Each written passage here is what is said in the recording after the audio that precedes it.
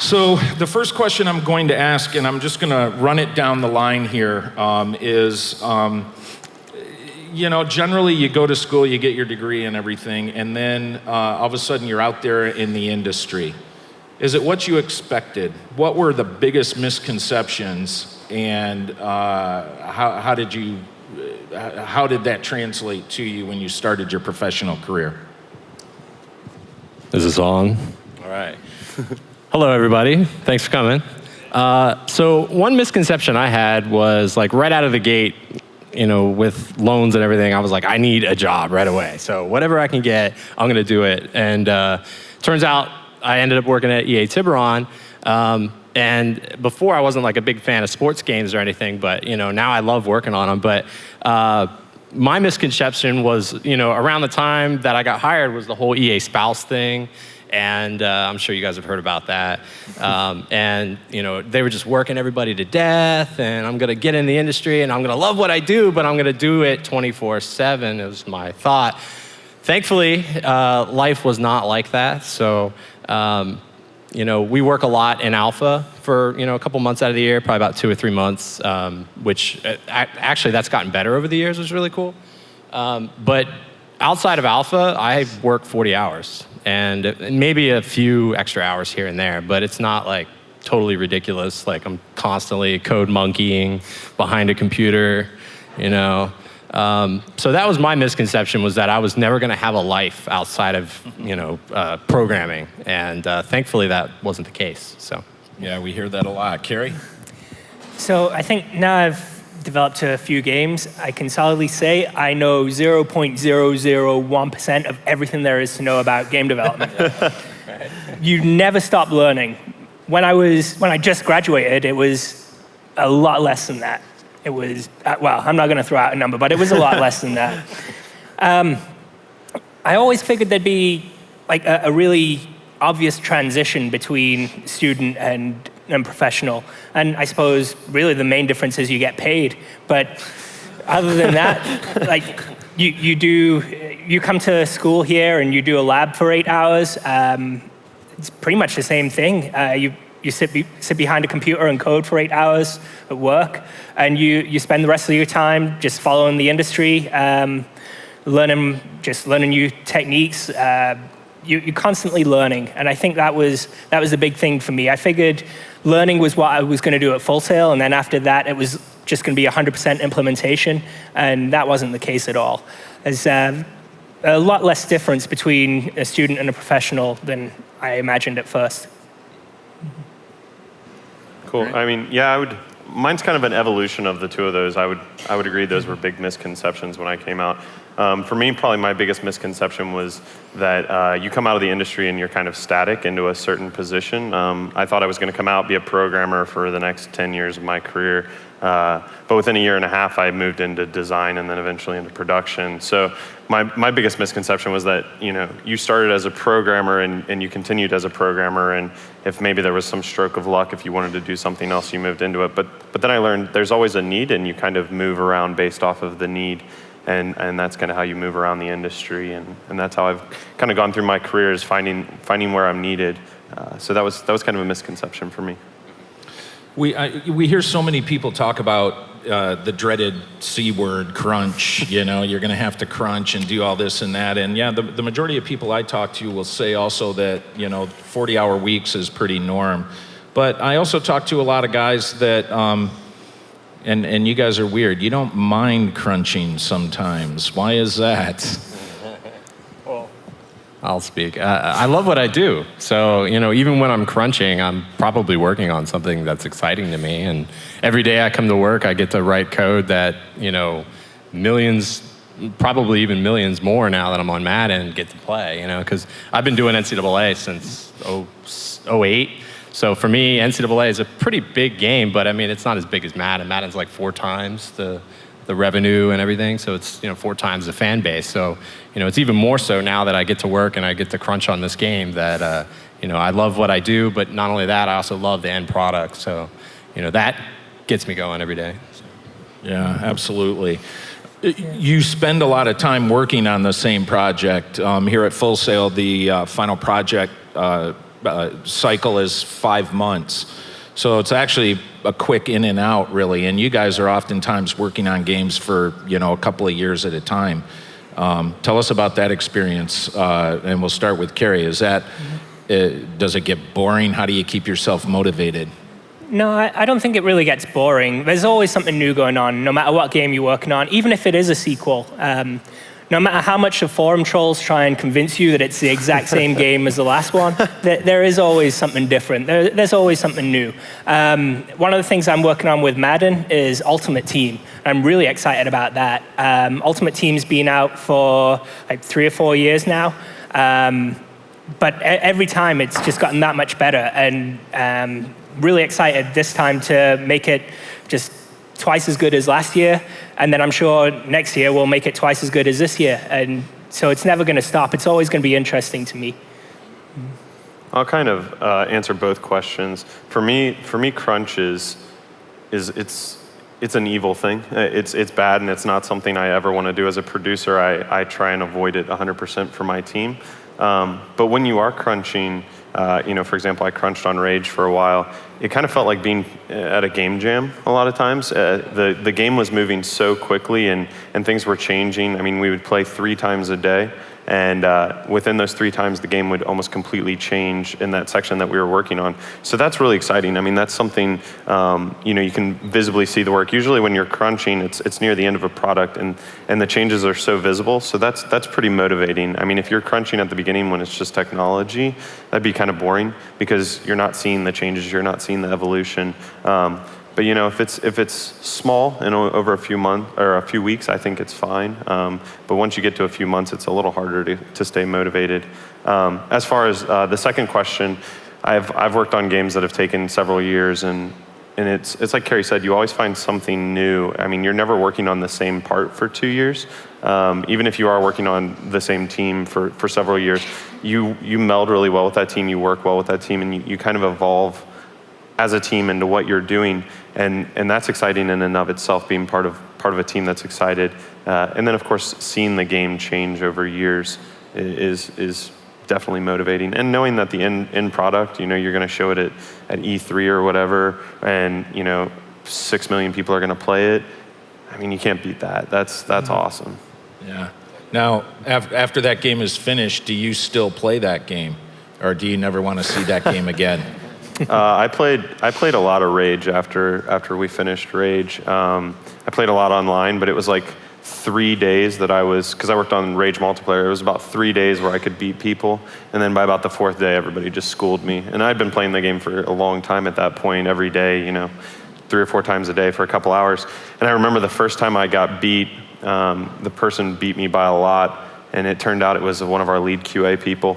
I was like, wow, this person destroyed me on like the 2nd day of release. And I was like, that name looks familiar. And I walked over and I was like, were you just playing multiplayer? And they were like, yeah. And I was like, oh, okay, well that makes sense. I'm going to stay on with Grant for just one more question. Do you you mentioned QA and how much interaction as a producer do you have with your QA or your usability department? Yeah, when I was at id, I was kind of the QA producer. It wasn't like an official title, but that was part of my job. I worked very, very closely with them every day. We had what we called embedded QA, so they sat with certain programmers and certain teams. So like the AI team, we had a certain person who would work with them. It's hand in hand. They're part of the development team. They're not some outsourced company. They are part of the team 100%. And same with usability. Usability kind of is constantly playing the game, trying to get with the designers and decide when they're going to come in and start doing internal test and then external test. You have to run the whole thing as a team. You can't run, I don't think you can run QA as a separate entity as an outsourcer. You just don't have, especially earlier in development, you don't have that interaction. They don't have that knowledge, that information that's really necessary for the game. And having them sit near people is super important because they can just walk over or turn around in their chair and say, hey, this is messed up. Is it supposed to be doing that? And they may not know, but that was a feature change or something like that. So I think it's super important. When communication is something that is extremely important, and it's been interesting for me when I started in the game industry to learn just how much of a team sport that it was, and communication probably being one of the most sought after traits. In addition to communication, when you're getting ready to hire people at the studio, what are the main characteristics that you're looking for in that person, say for a programming job? So typically we're trying to fill a certain position. So it's either like a technical artist position or a UI artist or someone with like action scripting experience being on the UI side. I haven't really been an interviewee or interviewer, I should say, but the people I've worked with people that have been doing that stuff, and they're always looking for the common things, like, is the guy like completely introverted and doesn't really ask questions? Does he seem interested in the position? In addition to that, like, is his resume good? Obviously they look at that even before the interview gets like on site, but it's all just the common stuff I'd imagine that they're interested in. But you got to be a team player. You're dealing with QA department. We have embedded QA guys at EA too. So we're dealing with them a lot. They actually, participate in our meetings in the morning. We have like a meeting every day. So, you're dealing with those guys, you're dealing with producers, you're dealing with artists, you're dealing with programmers, and programmers of every type. And, there's guys focused on the memory, focused on the building of the game, focused on UI, AI, graphics, physics. There's like, a lot of those guys I don't really deal with. It kind of depends on the subject matter, but you still, you may cross paths with someone that you haven't really met before, especially at a big studio. And if you have to work with them, even if they're the type of person that you wouldn't like hang out with outside of work, it's good to let that stuff kind of go by the wayside and just follow your professional self and get whatever it is you need to get done. And it's always really good. So that's a big trait that I'd imagine, because I've worked with some people that were really big introverts and weren't very good communicators, and they're not working with me anymore. So I don't know. Take it as you wish. Coincidence? I think not. Grant, as a producer, tell us what you look for. What makes a good employee?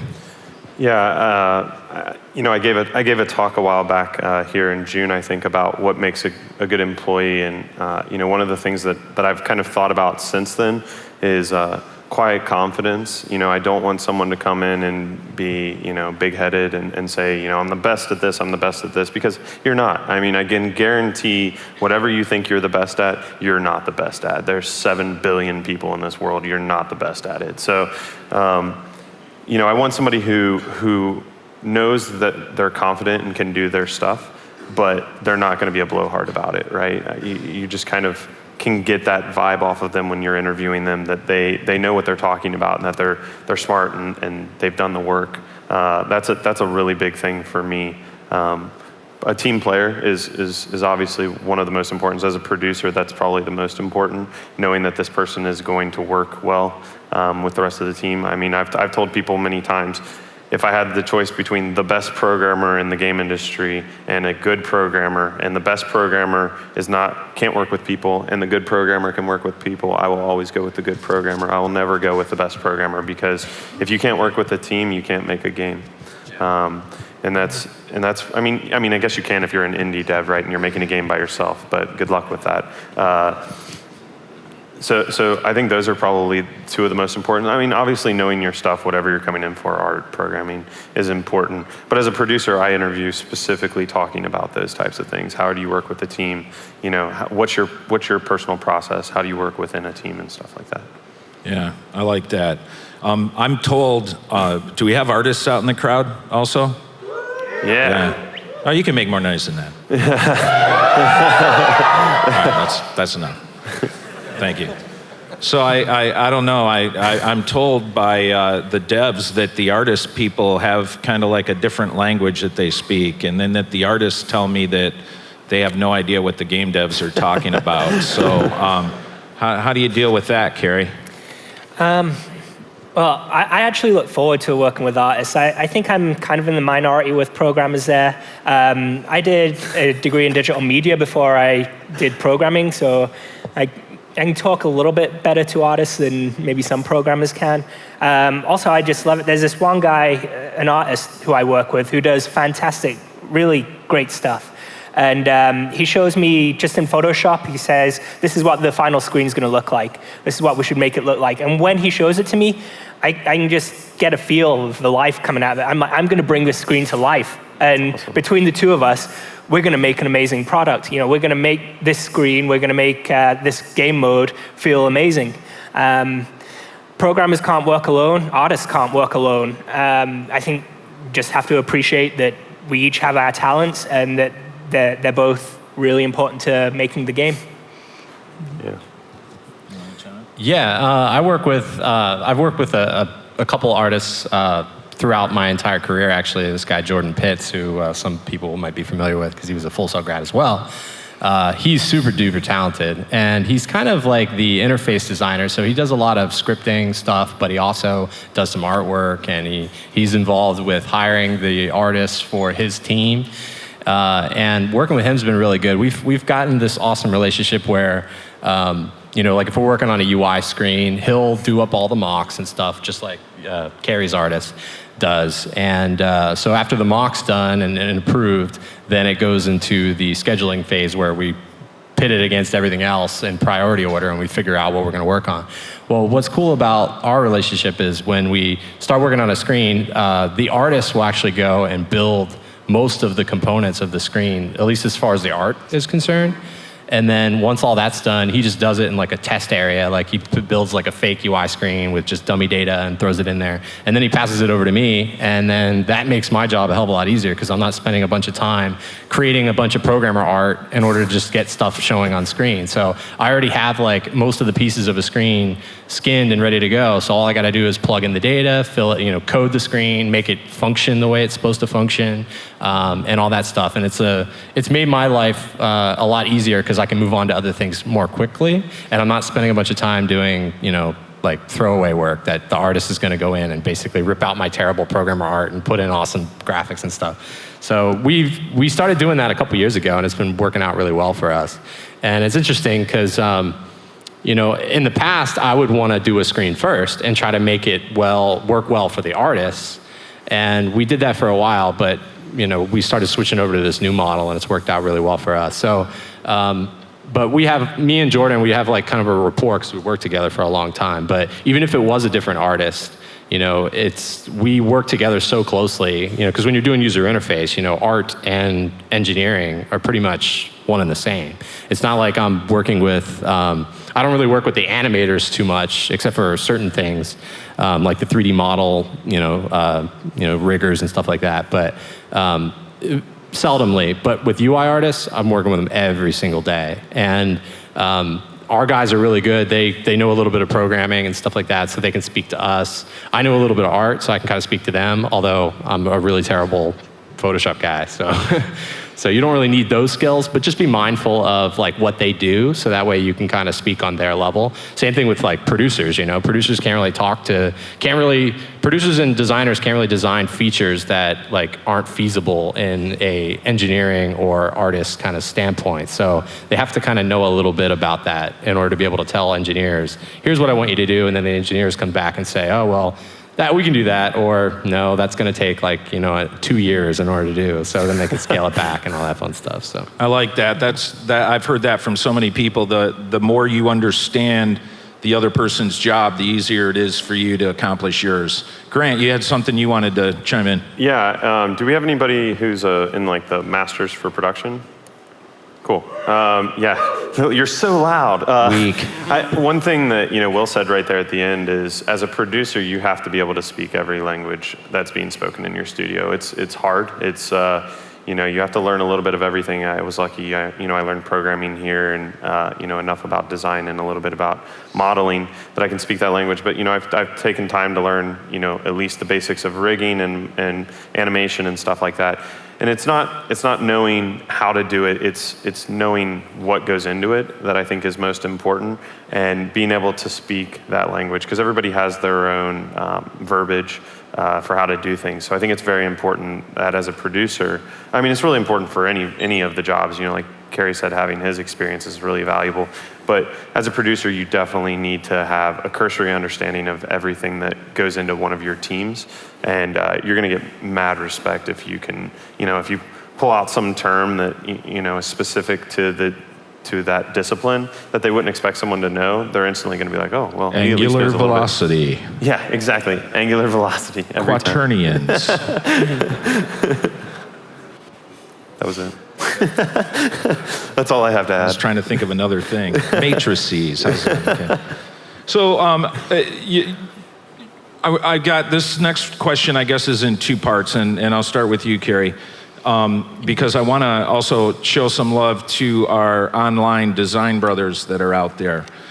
So the question would be, as a programmer, how much, if any, influence do you have in design?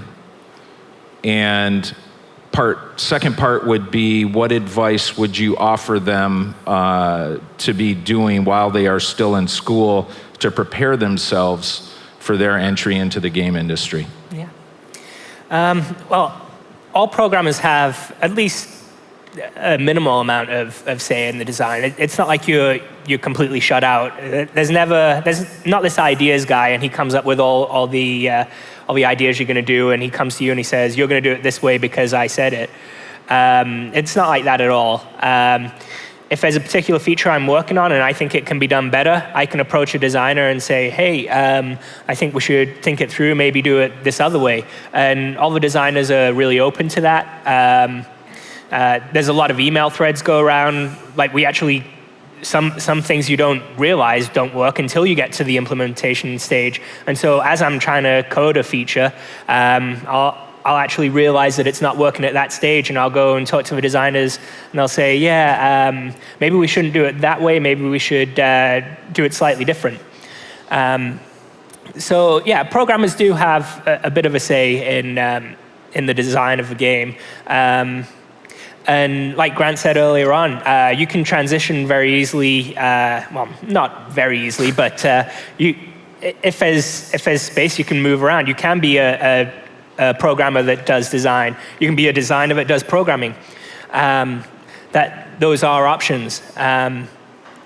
As far as to designers, current students that are designers, what they can do to get an edge, take the time to make games in Unreal or Unity, in Game Maker, make board games, make card games, and then go through the whole process of making that game. Go get feedback on it, iterate on it, try and find out what the problems are in your game and try and fix them.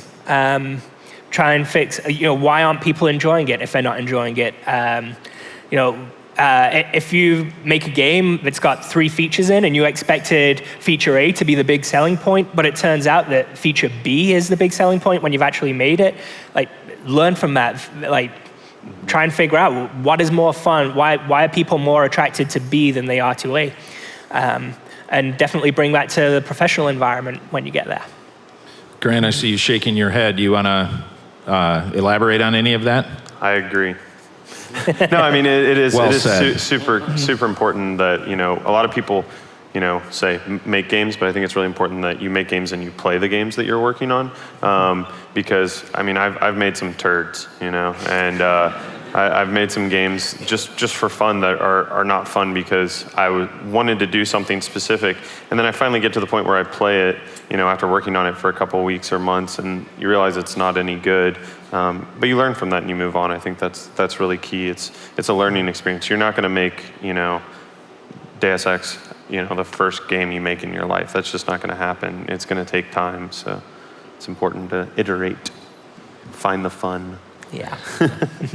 Speaking on behalf of programmers, I would say, like what Kerry said, like, as an engineer, you have some say in the design. If the design that you're looking at is something that when you break it down and you're like, okay, I'm estimating out how much work this is going to take me like another 2-3 months to do this one thing, but if I tweak the design a little bit, I can save like 2 months of that time. Designers are always open to hearing things like that, right? Because we're always, on Madden, we have a defined ship date, and we have to reach that every year. And that is pretty much immovable. So we know when the brick wall that we're driving into is coming up, right? We know when, things are going to be done with. So anything that we can pull in quicker means there might be more features that we could add, or there might be more polish that we can add. So, saving time is always something that they're interested in. Another thing is, even if you're not influencing the design of a feature, you are the designer of your code, right, as a programmer. So you create your own architecture for whatever feature you're working on. And that's always really cool, because there's so many different ways that you can approach a given problem. And so that's fun for me, is having the ability to decide, like, okay, I want to build my class a certain way, or I want to set it up a certain way.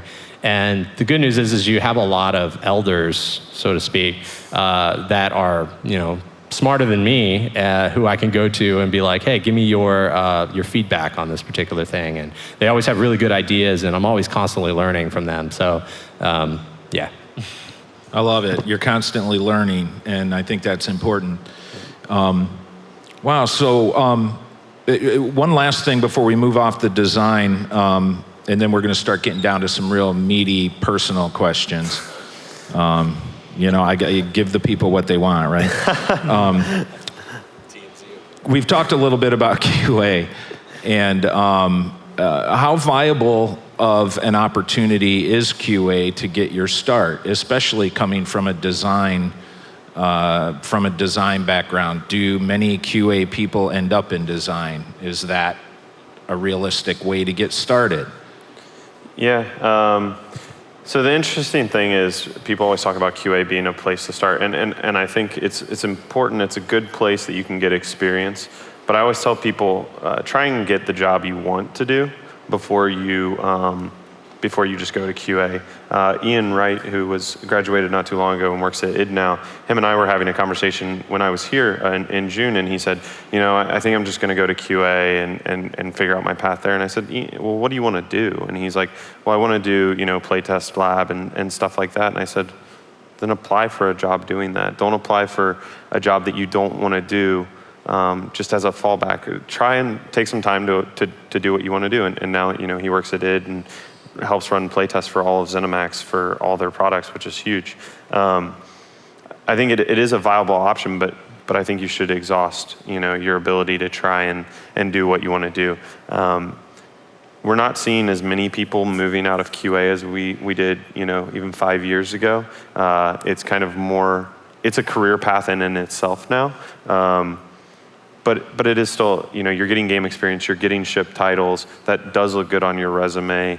So it is a viable option.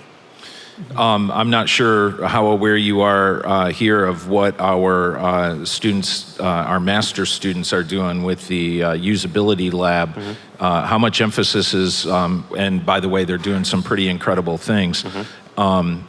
How much more emphasis, if any, is being put at your individual studios on, usability, not QA, but usability? Do you have departments now doing that kind of thing, or is that just whoever can pick up the slack or whatever? It's huge now. I mean, it's not only do a lot of studios have it embedded. I mean, Bungie has, people with doctorates that are studying, the usability of their games. I think they have 4 people, 3 of whom have like PhDs who do it. id has a team, and Epic has a team as well. It's huge, and not only there, but when you put a game on a Microsoft console, they also have usability labs that you can use there. And then there's outsourcing groups. It's becoming a bigger and bigger part of the industry. When I started in the industry, when I started at Megatouch, I ran all of the usability, and nobody knew what that word was when I started there. And when we started doing it, we saw the difference it could make. And now, I think it's part of pretty much every major team. I think the way that game development has grown through the years just has made more and more room for usability. Like 20 years ago, a game was made by, well, maybe a little bit more than 20, maybe like 30 years ago. A game was made by just a programmer, and that was all it took to make a game. And then as games got a little bit more complex, then you started to have to bring in dedicated designers and dedicated artists, dedicated QA. Now we're at a point where games are getting so complex that they need usability departments. They need people focused on just trying the game, playing through the game, and not necessarily trying to break it, but just trying to see if it's fun, trying to see if it's too complicated, too simple. We're at that point now. Games are that complex where there are roles specifically for that. Also, you have to remember, like, games are now a mass medium, you know? I mean, there's 20 million people playing Call of Duty or Madden. You know, before, when it was a smaller niche group of hardcore gamers, it was different. XCOM, there was an interesting article in Game Developer about XCOM Enemy Unknown, and you know, they were talking about the first XCOM game is one of the hardest, like really impossible game to kind of get into because you know, there was just a million things to do and there was no instruction. And they were talking about, well, how do we bring that to a modern audience? Do we dumb it down or do we allow tutorials? And it was a big struggle that they worked with for a long time with the usability team to make it so you could play that game by getting into it and having a bit of a learning curve as opposed to just dropping you in. Well, they also included the option to just drop you in if you wanted to be super hardcore, but I don't have time for that. Yeah, at EA, they do usability testing with a lot of the designers and producers will set up play tests throughout the year. And it's interesting because they do the play tests for UI designs. So like, is the UI usable? Is it easy to navigate? Is it too cluttered? Should we break it up into multiple screens? But then they also do usability testing on gameplay features. So like if they're changing, you know, some big screen that most users are going to touch, they want to be all over that. They want to have, I think they bring in like people from community websites. So like as far as the sports world goes, there's all these operationsports.com and Pasta Padre and all these guys that are like the hardcore gamers that are always, you know, sending out information about the games every year. It kind of helps with the marketing too. But they bring some of those guys like from the forums and stuff who know a lot about football and know a lot about football games. And they like bring them in, they give them like a free game. They give them like an afternoon to basically play the next version of Madden or NCAA at the time, whatever it is. And then they give them their feedback, and then they really do take that in. But then they also look at feedback from prior years and forums and stuff like that. Like, I don't think there's ever like a forum post that goes unread by like someone at EA when it comes to shipping a product, because they can always learn from that information. So. Yeah, I was impressed to be able to spend some time in the usability lab here, and just some of the issues that were brought up and the things that they were talking about were pretty fascinating. Okay, there's a question inside of what I'm about to ask, and actually probably a couple of questions, but I'm going to roll it all into one big ball, okay? So first off, what game are you currently playing? Part two would be, how has your perception of playing games changed now that you're in the industry from when you first started playing games? And you know what? I'm going to stop right there because that's good enough. So let's just go down the line here. Will, you're already warm. Why don't you go ahead? Oh, all right. What am I playing lately? So I just, like a month ago, started Black Flag, which is really awesome. And it's funny, it says a lot about Black Flag as a game because I've never played any of the other Assassin's Creeds. Well, I've like rented it once and played it for a little bit, but I was like, I got too many games right now, I'm not gonna buy this one. But Black Flag was just really cool and looking, so I picked it up. Thankfully on the cheap, it was like $35 on a sale or whatever, and I got like the gold version with all the extra stuff. And support your fellows. Titanfall beta is really, really awesome. I'm playing that a lot. I actually got it on PC and Xbox One, thankfully, because they opened it up to everybody. So I've just been playing it on PC because it looks awesome. But that's been a lot of fun because, I haven't really been doing a whole lot of multiplayer games. I actually canceled my Xbox Live Gold account for like the first time like a year ago. Because I don't even know you anymore. It's free multiplayer on PC, right? So I'll just stick to that.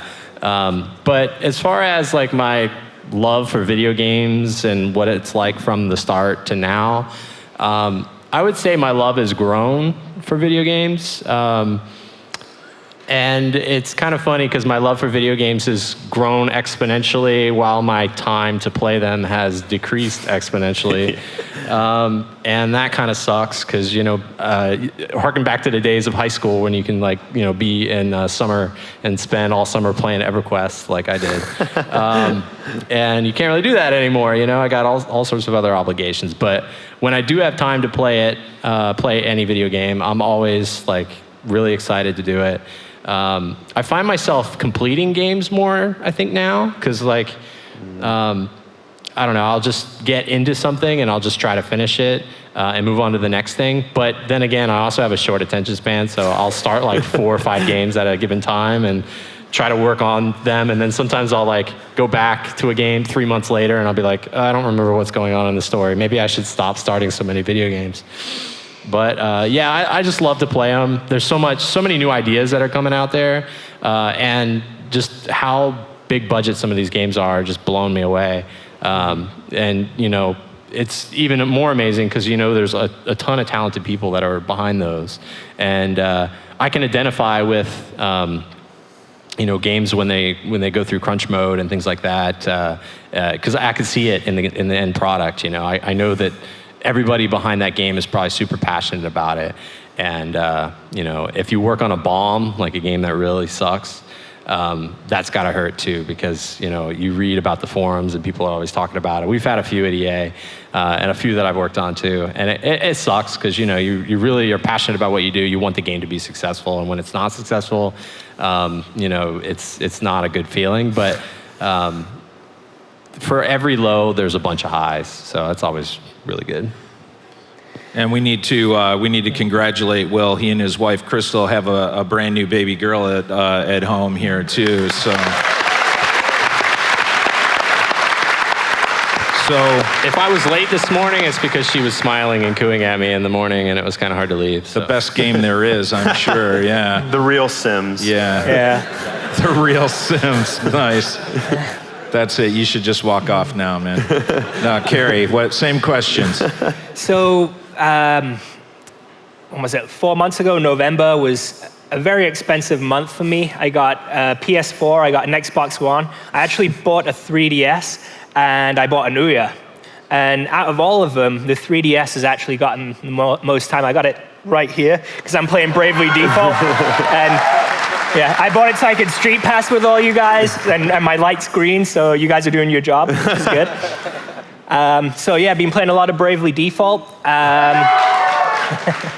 Been playing on PC, play some Hearthstone. On my Xbox, I've been playing some Killer Instinct. So I still have quite a bit of time. I don't have any children yet, so that's in the short-term plan. Hopefully in the next few years, maybe that'll change. And then breaking news.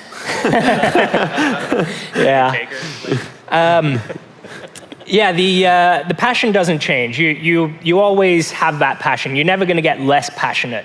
In fact, you can get more passionate. It's what you do. It's your life.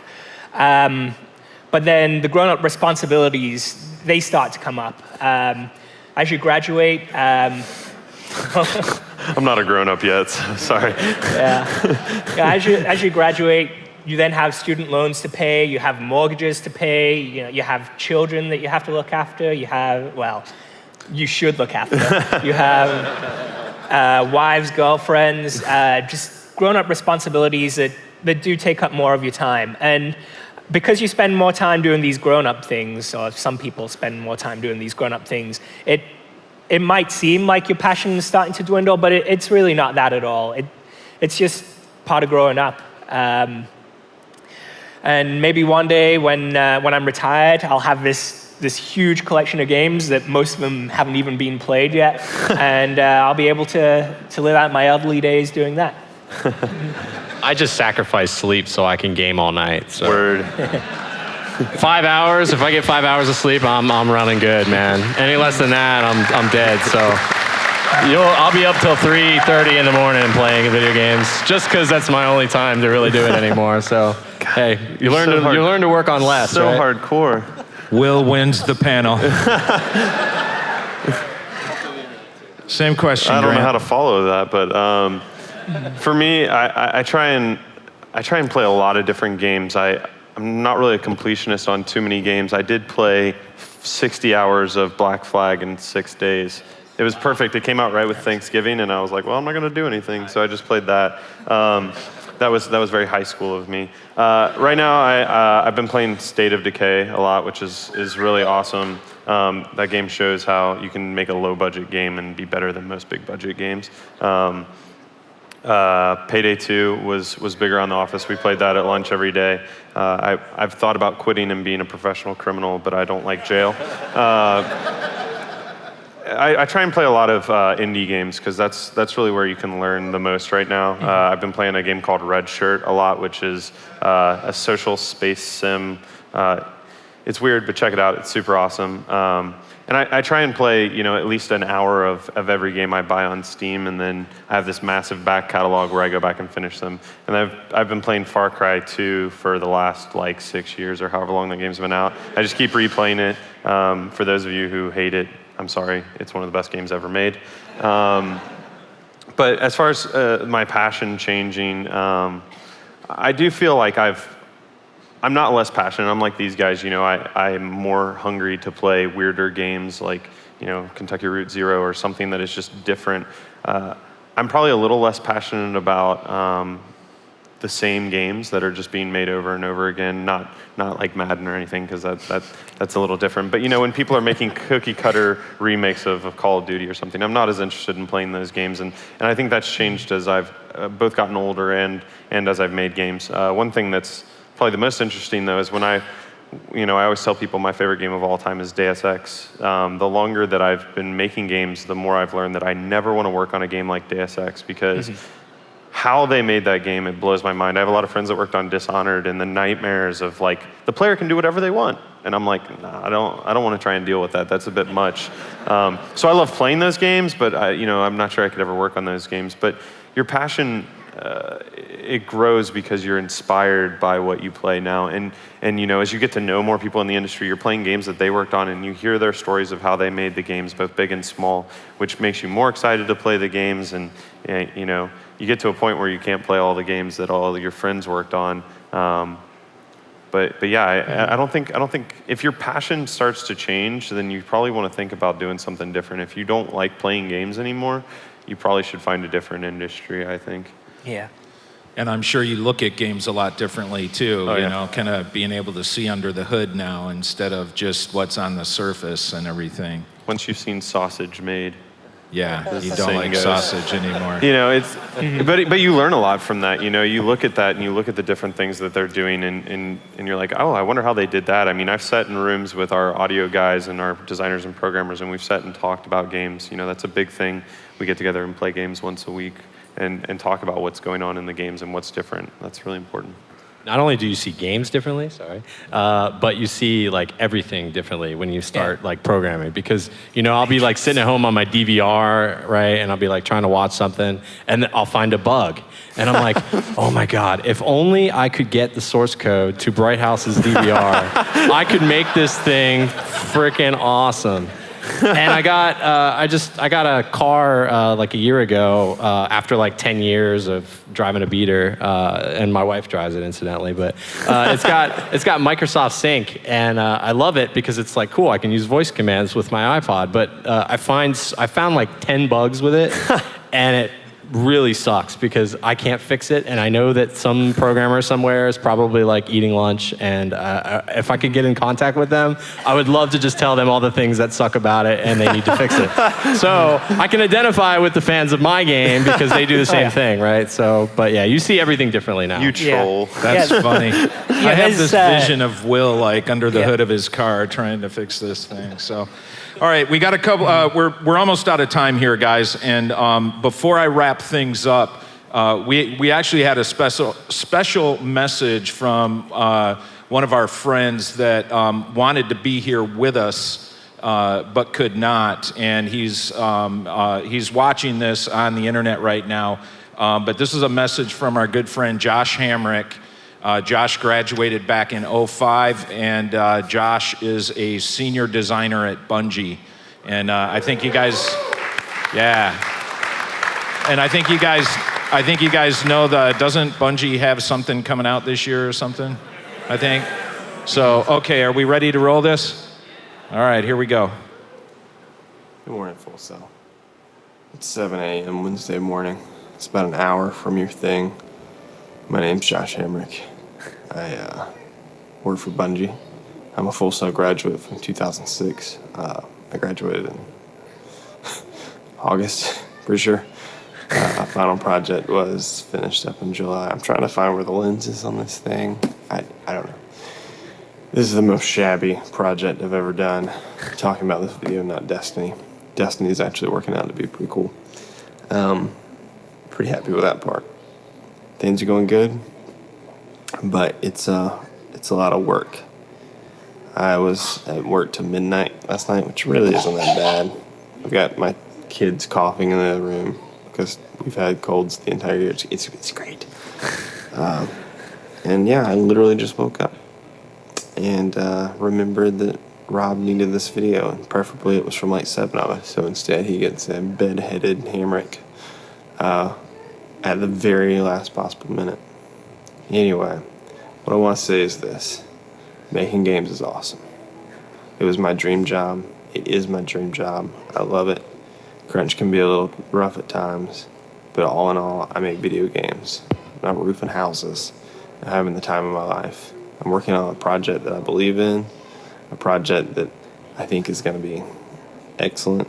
If I knew where to look in this lens, I would do that. I apologize for the severe lack of eye contact here. And yeah, having a good time. So, you guys keep doing what you do. Go out of your way. Try the hardest you can. Network like crazy. Rob can teach you all about that. And just give it your all. If you really want to do this, you can do this. You can end up at your dream job at Bungie working on something like Destiny. And I guarantee you'll have a good time doing it. All right. I'm going to go change a diaper. Bye.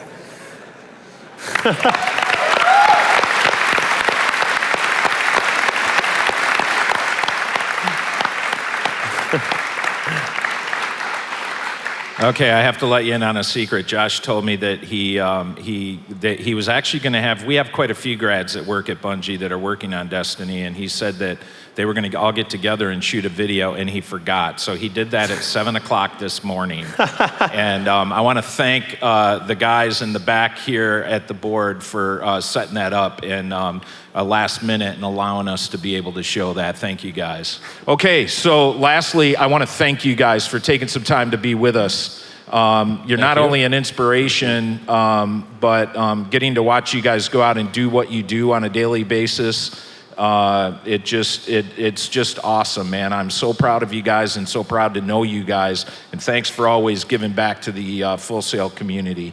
You always have a home here, so thank you guys. And thank you guys for all coming out. So back at you.